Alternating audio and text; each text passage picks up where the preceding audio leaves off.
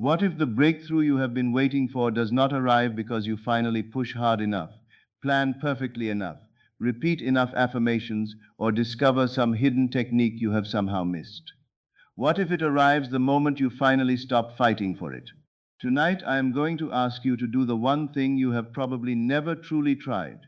Not because it is difficult, but because it sounds almost too simple to be powerful. Relax. I know what happens inside you the moment you hear that word. Part of you immediately resists it. Relax? How can you relax when the money has not appeared yet? How can you relax when the person has not called?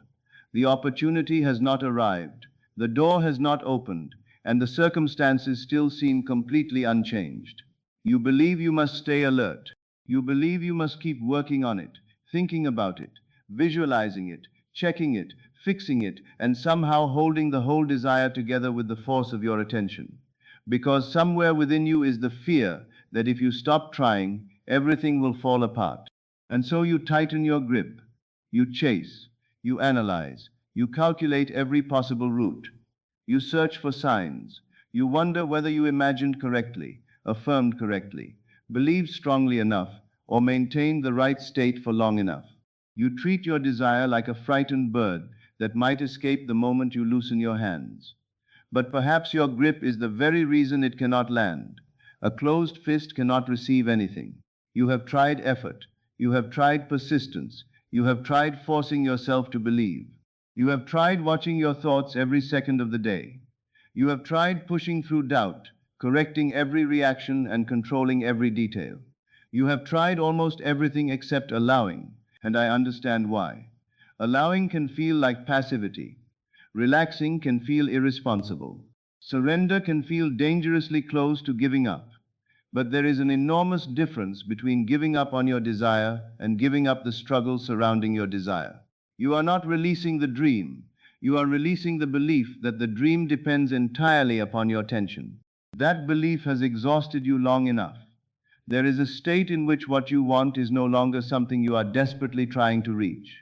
It becomes something you quietly know belongs to you. There is a state in which you no longer need to see every step because you trust that the next step will reveal itself when it is needed. There is a state in which you stop kicking against locked doors and begin noticing the open one that has been waiting beside you. That state is not created through strain. It is entered through ease. It is the quiet state of the person who knows that life is already rearranging itself in ways they cannot yet see.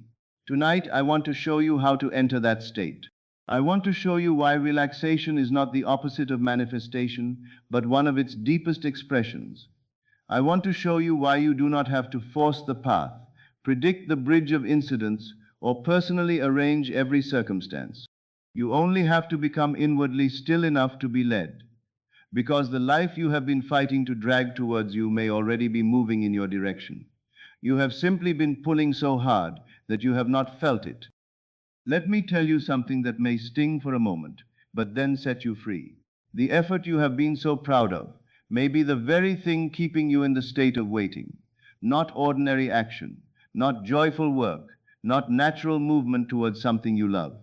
I am speaking about strain, that tight, desperate, breathless effort born from the fear that nothing will happen unless you force it. Strain is not merely something you do. Strain is a confession. Whenever you desperately reach for something, you quietly announce that it is far away. Whenever you compulsively chase something, you declare that it is running from you.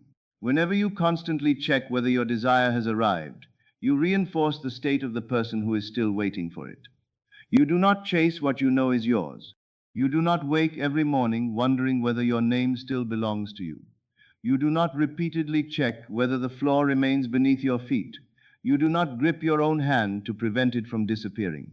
What is truly accepted feels natural. It feels settled. This is why effort can become so deceptive. From the outside, it may look like dedication, but underneath it may be saying, I do not believe this will happen unless I make it happen. And life does not respond merely to the movement of your hands. It responds to the assumption beneath the movement.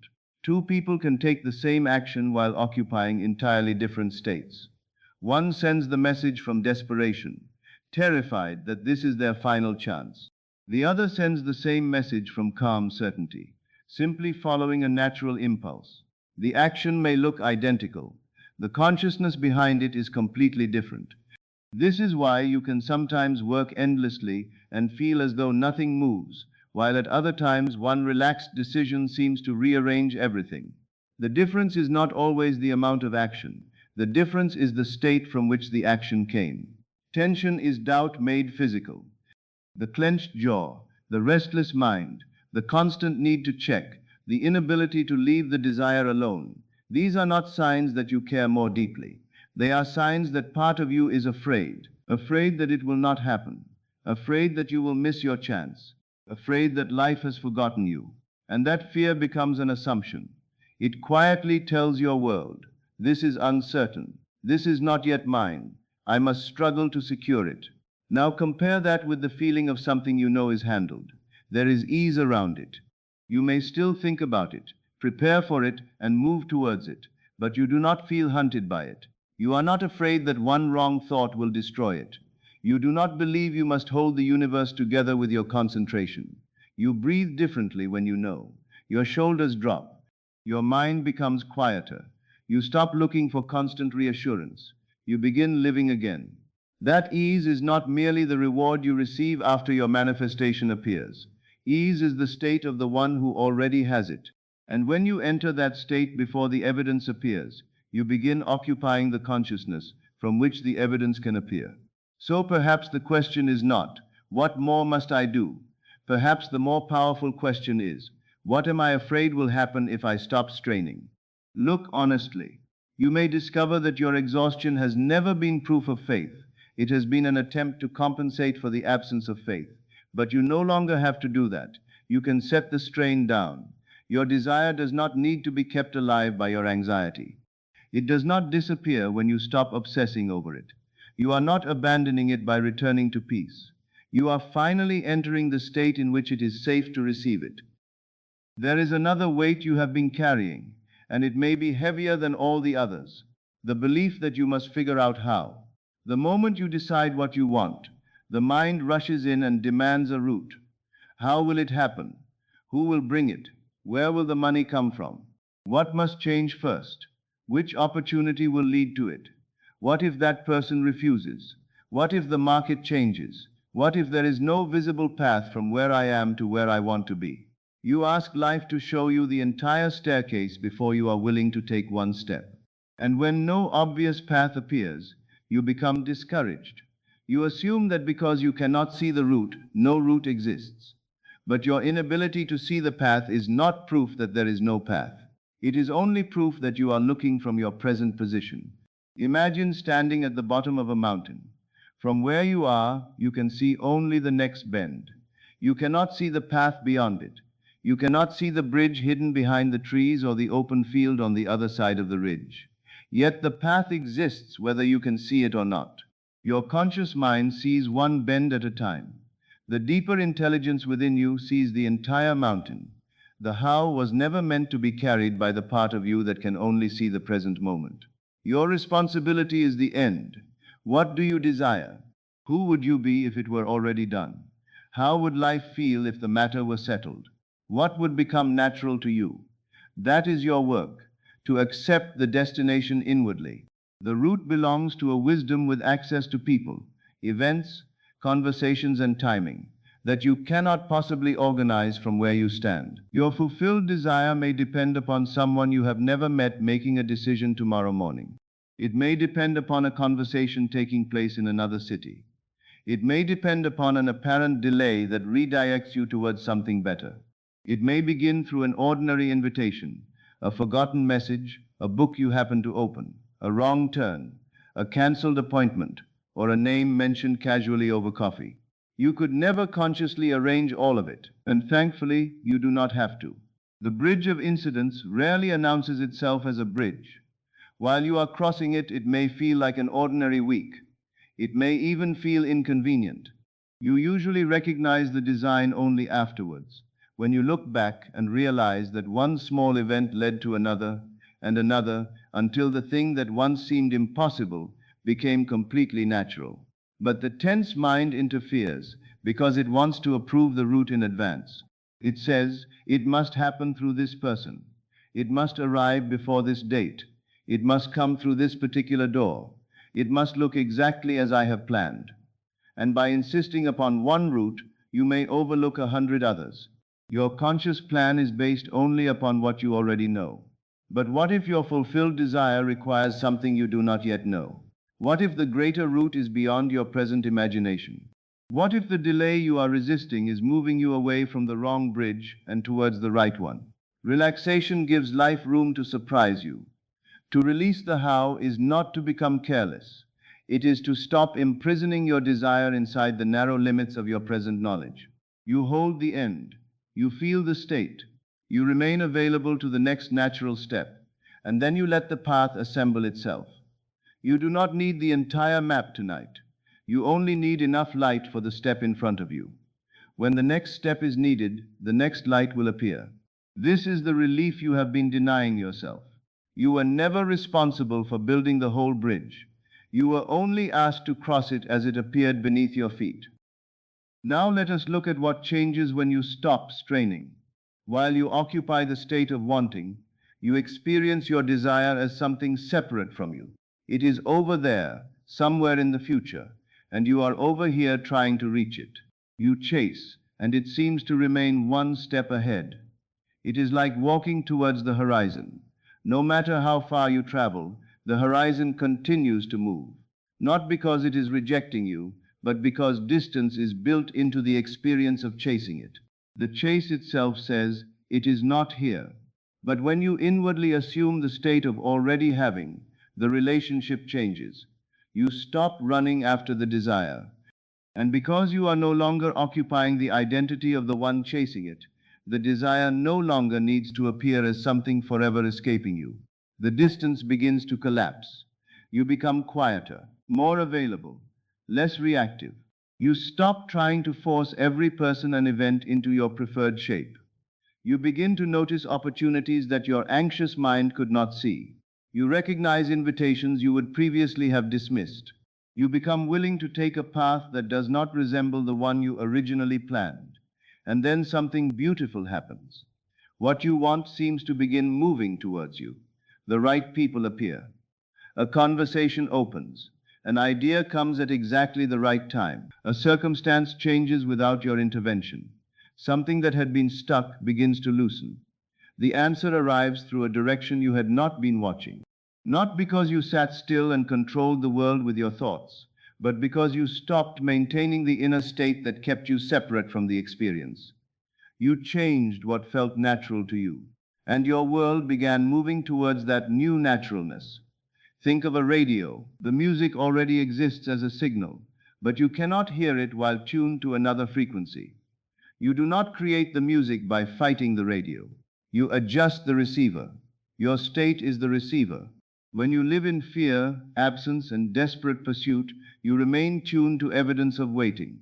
When you settle into the quiet acceptance of having, you become receptive to the people, actions, and events consistent with that acceptance. And it is not only the desire that moves towards you.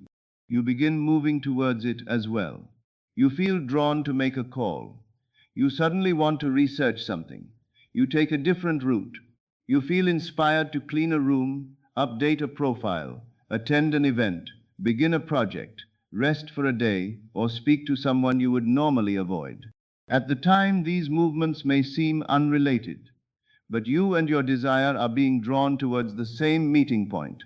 You are approaching one another across a bridge neither of you could have constructed through force. And this is what the strained mind struggles to understand. It believes that nothing is happening unless it can see dramatic movement. But roots grow in darkness before anything breaks through the soil. A seed does not need to be dug up every morning to check whether it is working. In fact, digging it up repeatedly is exactly what prevents it from taking root. Plant the assumption. Let it settle. Allow unseen movement to occur. You not have to pull the flower out of the ground.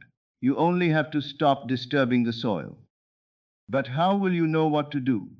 How will you recognize the bridge? How will you know whether to act, wait, speak, leave, begin, or turn in another direction? You will be guided. not usually through a voice from the sky, not through a dramatic sign appearing every morning. Guidance is often much quieter than people expect, which is why they miss it. It comes as a nudge, a thought that gently returns, a sudden desire to contact someone you have not spoken to in months, a feeling that you should look something up, an impulse to visit a place, take a different route, or say yes to something you would normally decline.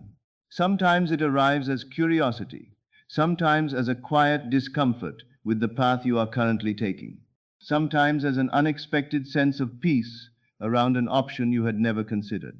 The guidance may look ordinary because it must move through your ordinary life. You may believe nothing supernatural is happening because the nudge appears as your own thought. But how else would guidance speak to you except through your awareness? The deeper intelligence does not always shout. It places a feather on the scale. It gives you a slight pull. And because the pull is gentle, you are free to follow it rather than being forced. This is why relaxation matters. You cannot hear a whisper while you are shouting instructions at life. The strained mind is noisy. It is constantly predicting, analyzing, correcting, and worrying. It rehearses every possible disaster. It grips the wheel so tightly that it cannot feel the quiet pressure guiding it towards another road. But when you soften, you become sensitive again. You notice what feels light. You notice what keeps returning. You notice the option that creates an unexpected sense of openness inside you. You notice that one path feels like dragging a stone uphill, while another seems to carry a quiet energy of its own. This does not mean following every passing mood. Fear can produce impulses too. Anxiety can demand immediate action. Old conditioning can disguise itself as intuition. But there is a difference in texture. Fear screams, "Do something now or everything will go wrong." Guidance quietly says, "Look here." Fear feels frantic, narrow, and urgent. Guidance often feels simple, clear, and strangely calm, even when it leads you beyond your comfort zone. Guidance may ask you to do something brave, but it does not need to terrorize you into doing it. And when a harmless nudge comes, follow it without demanding to understand the entire purpose first. You may be guided to send one message without knowing that the recipient will mention your name to someone else. You may feel drawn to visit a place without knowing that a conversation there will redirect your life. You may feel inspired to begin a small project without knowing that it will become the doorway through which your greater desire arrives. The conscious mind wants an explanation before it moves. Guidance often gives the explanation afterwards. You asked for the path. Do not reject it because it arrives disguised as an ordinary impulse on an ordinary afternoon.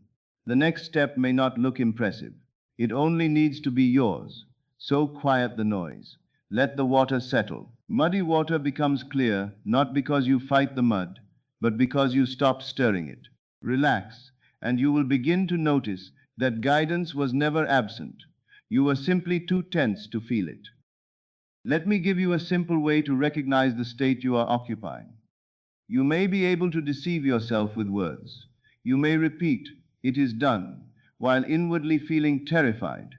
You may say that you trust while checking the circumstances every 10 minutes. But your body will usually tell you the truth. Tension is doubt made physical. Ease is faith made physical. Notice what happens when you think about your desire. Does your chest tighten? Does your jaw clench? Do you feel a restless urge to check, fix, hurry, or force? Does your mind immediately begin producing questions and worst-case scenarios? That tension is information. It does not mean you have failed. It does not mean you have ruined your manifestation. It simply reveals that, in this moment, you have returned to the state of uncertainty. Do not turn that discovery into another battle. Many people feel tense, then become angry with themselves for being tense. They fear that one doubtful moment has destroyed everything. They begin fighting their fear, which creates more fear, and soon they are anxious about being anxious. You do not escape tension through more tension. You soften, drop your shoulders, unclench your hands, release your tongue from the roof of your mouth. Take one slower breath, and instead of demanding that your mind believe something enormous, allow your body to experience one small moment of safety. You can enter faith through the body. You do not always have to think your way into peace. Sometimes you relax your way into it. The body and the inner state speak to one another. When the body softens, the mind receives a new message.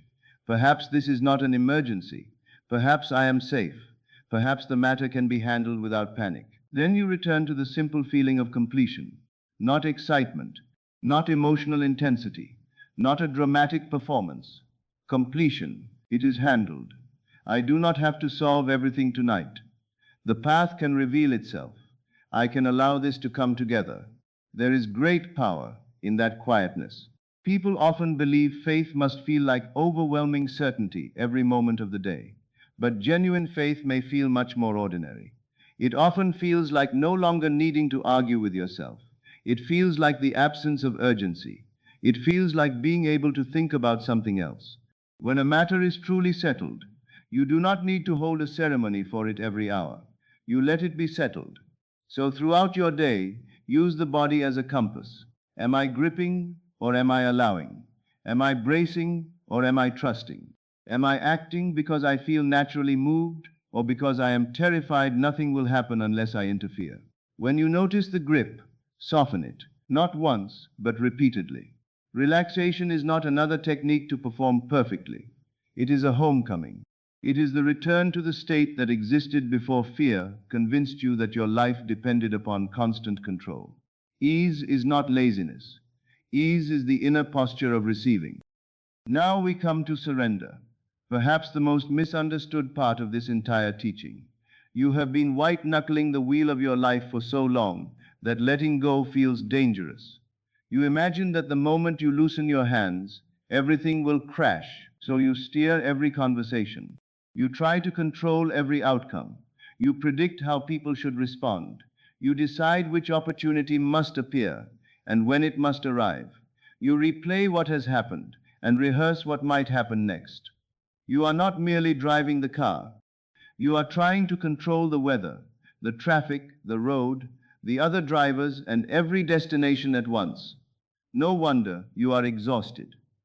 But surrender does not mean abandoning the vehicle. It means no longer believing that fear is the only competent driver. Surrender is not defeat. Surrender is cooperation. It is the willingness to move with the deeper current rather than constantly fighting against it. Imagine stepping into a river. If you panic, thrash, and fight the current, you exhaust yourself. The river feels like an enemy because every movement you make opposes it. But when you become still enough to feel its direction, you discover that the water can carry you. You may still swim. You may still steer around rocks. You are not unconscious or passive, but your movement now cooperates with the current rather than trying to overpower it. This is the difference between control and trust. The assumed state creates a current. Once the end has been accepted inwardly, movements begin. Ideas, impulses, encounters, delays, redirections, and opportunities form part of the bridge. Your work is not to replace that current with frantic control. Your work is to stop fighting long enough to feel where it is carrying you. Perhaps you have been trying to force a particular relationship to become the source of your happiness. Perhaps you have decided that one employer, one client, one house, one opportunity, or one route must be the answer. And because you have identified the answer in advance, you keep steering towards it, even when every signal tells you the road is closed. You push harder. You call the resistance a test. You interpret exhaustion as persistence. But what if the closed road is not a punishment? What if it is guidance? What if life is trying to turn you towards a route that is clearer, kinder, and more aligned with the end you truly desire? You asked for fulfillment, not for one particular bridge. Do not worship the bridge and forget the destination. Loosen your grip on how it must happen. Let people move as they will. Let doors reveal whether they are open. Let circumstances rearrange without immediately naming every change a disaster. You do not yet know what each event is making possible. A delay may be protection. A rejection may be redirection. An ending may clear the space into which your new life can finally enter. You can remain faithful to the fulfilled state without controlling every scene along the way. In fact, that is faith. To say, I know the destination, even when the road bends somewhere I did not expect. You were never meant to drag your dream behind you through sheer force. You were meant to be drawn towards it. And you cannot feel yourself being guided, while every part of you is still no, it must happen my way. At this point, some people become confused. They hear the word relax and think it means doing absolutely nothing. They imagine sitting at home, ignoring responsibilities and waiting for life to knock on the door with everything they desire. That is not relaxation. That is avoidance. Relaxation does not mean the absence of action. It means the absence of desperate action. There is forced action and there is inspired action. Forced action is heavy. It comes with an inner threat. I must do this or nothing will happen. You send the message because you are afraid of being forgotten. You accept the wrong opportunity because you fear no other opportunity will come. You keep pushing a situation because you believe it is your only chance. Forced action may create movement, but it rarely creates peace. Inspired action feels different.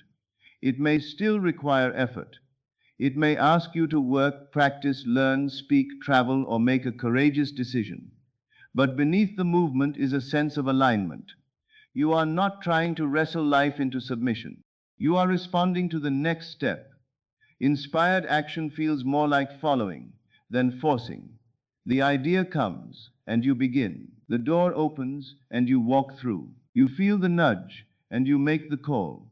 You see the opportunity and something within you quietly says, this one. You may still feel nervous. Inspired action is not always comfortable, but it carries energy rather than draining all energy from you. Somewhere beneath the nerves is a sense of movement, meaning or rightness. A useful question is this: am I trying to kick down a locked door while ignoring the open one beside it? The strained mind becomes obsessed with the locked door. It believes that because it has already invested so much energy there, it must continue. It pushes, knocks, pleads, bargains, and exhausts itself. Meanwhile, another door opens quietly. But the strained mind does not notice because it is still staring at the one that refused to move. Relaxed awareness can turn its head. It can ask, what is opening naturally here? Perhaps one conversation flows while another constantly collapses. Perhaps one project awakens your energy while another leaves you empty. Perhaps one opportunity appears repeatedly without force, while another requires you to betray yourself simply to keep it alive. Pay attention. Ease does not always mean the path will contain no work. It means the work is not born from panic. A river can move powerfully without straining. A tree can grow through stone without anxiety. The sun rises without forcing the morning. Nature accomplishes extraordinary things without psychological struggle. You can too. Take the action that flows from the state of fulfillment. Ask yourself, what would the version of me who knows this is handled naturally do today? Perhaps they would send the application. Perhaps they would rest. Perhaps they would tidy their environment, practice their craft, make a call, decline an invitation, or finally begin something they have postponed. Then do that, not to make the desire happen, but because it is the natural movement of the person you have chosen to be. Let your action express fulfillment rather than beg for it. Follow what opens. Release what requires you to abandon your peace merely to keep it alive. You are not here to force every door. You are here to recognize the one that belongs to you. So here is where we land tonight. You have spent so much of your life believing that everything depends upon your grip. You thought that if you relaxed, the dream would disappear. If you stopped thinking about it, life would forget. If you loosened your control, the opportunity would pass to someone else. If you did not personally arrange the entire route, nothing would move. But the truth may be the exact reverse. The grip was not protecting the desire. The grip was protecting the state of fear. The strain was not bringing you closer. The strain was repeatedly telling you that there was still a great distance to cross. You do not have to carry that state any longer. Assume the end. Let yourself feel, even for one quiet moment, that the matter is handled, not because the evidence has already appeared, but because you have chosen the state from which new evidence will grow. Then relax. Release the how. It was never yours to organize. Stop staring at the horizon and measuring the distance. Stop digging up the seed to see whether it has begun to grow. Stop shouting instructions so loudly that you cannot hear the quiet guidance already speaking within you. Allow what you want to begin moving towards you. Allow yourself to be moved towards it. Notice the nudge. Follow the harmless impulse. Pay attention to what opens. Let the next step be enough without demanding to see the whole staircase. When tension returns, do not condemn yourself. Soften, drop the shoulders, open the hands, slow the breath. Remind the body that it is no longer required to hold the entire future together. Let ease become faith. Let faith become your natural state. Loosen your hands on the wheel. Trust the road even when it bends. Trust the redirection even when you do not yet understand it. Trust that the bridge may look ordinary while you are crossing it.